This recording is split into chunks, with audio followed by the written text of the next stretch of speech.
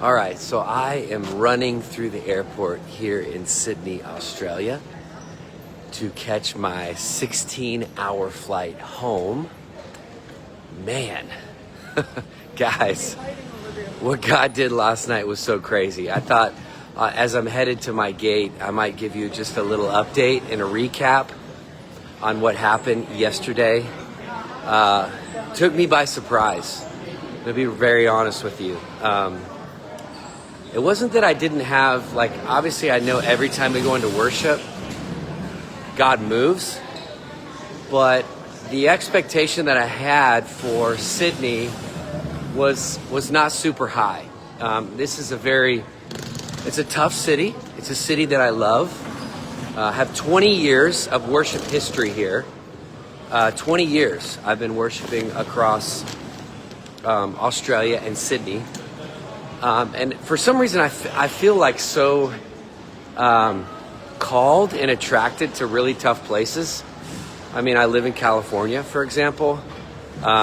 We do a lot of worship stuff in New York, Chicago, LA, places that might not be considered the most worshipy or churchy, but I just love the fight. I love watching God show up in the fight. And Sydney's definitely one of those places. It's one of the gayest cities in the world, one of the most perverted.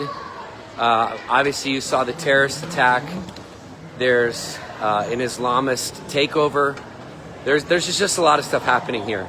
However, the pressure of all that creates a hunger in people that is really powerful. You know, people are really leaning in the midst of, a lot of darkness.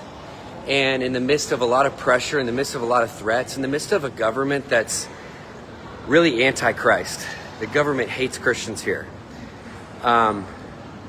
It causes people to be really desperate for Jesus. And so there's an element of that I think is really, really amazing. And we tapped into that. I mean, we had, over 1,400 worshipers. We worshiped yesterday between the gatherings for 6 hours. I mean, that's not something that happens in Australia. People don't worship for that long here.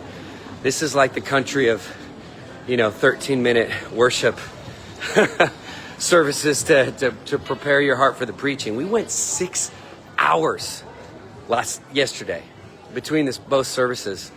I mean, that's just crazy, right? And I just was so, I'm walking on my plane right now in the Sydney airport.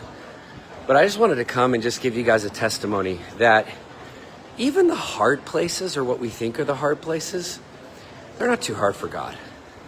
They're not too hard for God. And sometimes, even the difficulty of the cities or the places or the nations we live in, it creates this environment where it causes us to be hungry for Him. We experienced that last night, and I'm just very hopeful. We're going to do it again, We're going to keep striking the ground. So stay tuned for all you Aussies. I don't know where it's going to be or when, but we're going to do it. And I also feel like it's really time here for a public display of affection for Jesus. I think that's super important. Whenever you see, 200, 300,000 Muslims taking over the Sydney Harbour Bridge, waving the flags of Hamas, while chanting, this is what they were chanting. They were chanting, "Gas the Jews." This is what they were chanting on the Sydney Harbour Bridge. And then you see a terrorist attack that happens just a few months later. There's a correlation there between a demonic spirit that's been unleashed and the terrorist attack that actually happened. So it's a spiritual thing. Sorry, I'm looking for my gate here. I'm roaming around the airport. Sorry, guys. Gate number.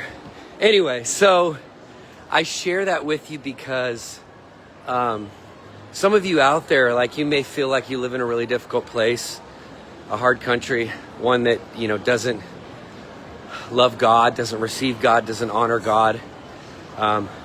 Sydney's one of those places. However, the people here, man, they're pressing in for Jesus.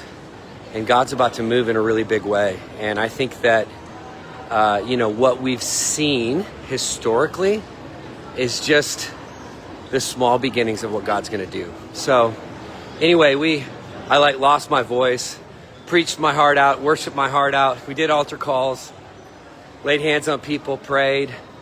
I'm wasted.